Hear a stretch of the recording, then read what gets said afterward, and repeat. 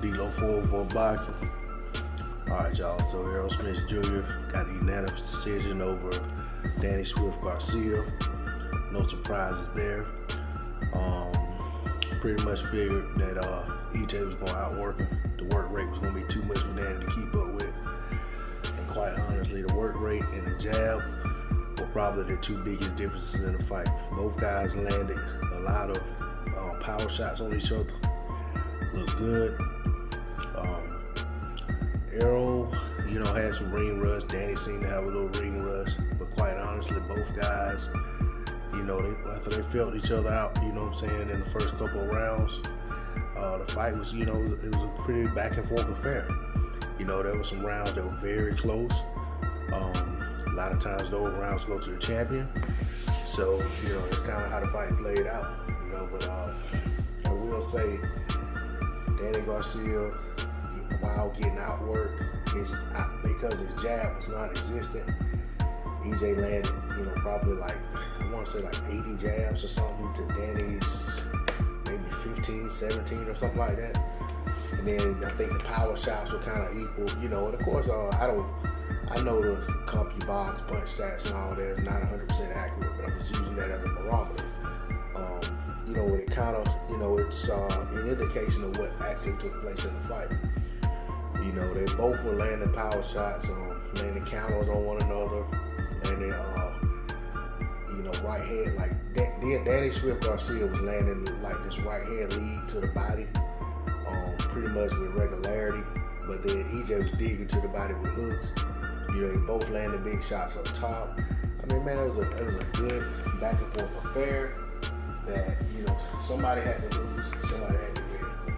And the reality was that at the end of the day, the work rate that Errol Spence Jr. put into this fight, it was too much, in my opinion, for anybody to give the fight to Danny Swift Garcia. Errol won the fight wide on the scorecards. I don't have any problem with the score. My card was a little closer, but as I always say, I'm not a professional judge. But I definitely felt like the right man got his hand raised. There were no surprises. I guess if there was any surprise, I'd say that no judge gave Danny Garcia a fight. Not necessarily saying because I felt like he deserved to win it on either card, just because that's kind of been status quo for Danny Garcia. Even in fights that he lost or he lost pretty convincingly, it's always one judge that has a card either right there at a draw for him or really close or edge it his way.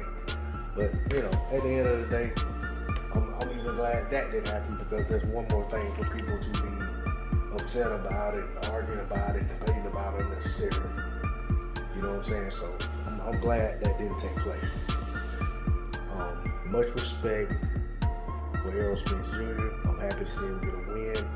But even more so than to see him get a win, I'm happy to see him go through a professional prize fight after what he went through, and to go through that fight and come out on the other side of that fight pretty much like he entered the fight. Now, of course, he's going to have wear and tear, but there seemed to be no ill effects from what happened to him in that wreck that carried over to the fight in terms of him not being able to take it, take shots, take punishment.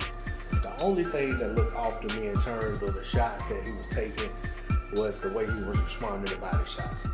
That was the one thing that I was concerned about throughout the fight, was the way he reacted every time he took a crisp shot to the body. He seemed to, fold over like a lawn chair.